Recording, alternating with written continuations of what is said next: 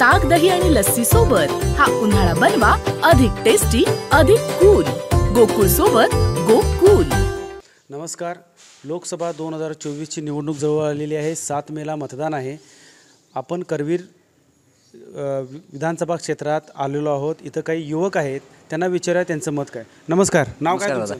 माझं नाव प्रतीक सरदार पाटील. 7 तारखेला मतदान आहे. तुमचं मत कोणाला असणार? माझं मत शाहू महाराजांनाच असणार आहे. कारण काय? कारण हे आता जे चालले आपण सगळं बघतोय. आता हे BJP कसल्या पद्धतीचं घाणेरडं जे राजकारण करत आहे, हुकुमशाही पद्धतीनं जे चालत आहे, लोकशाहीला संपवायचं जे काम चालू आहे त्यांच्यामार्फत जे आता चालू आहे, तर ते कुठं तर थांबायला पाहिजे. आपण लोकशाहीमध्ये जगणारी लोक आहे. आपण लोकशाहीचा स्वीकार केलेला आहे आणि ते जर टिकवायचं असेल तर आता चेंज हवा आहे.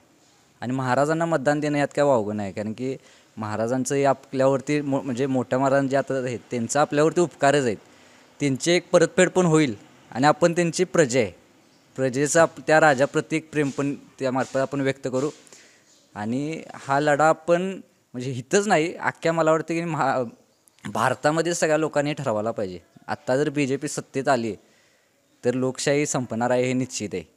आणि ते म्हणतात आता अबकी बार 400 पार आणि हे पार, ते तसलं काय होणार नाही आहे. अबकी पार BJPलाच तडीपार करूया.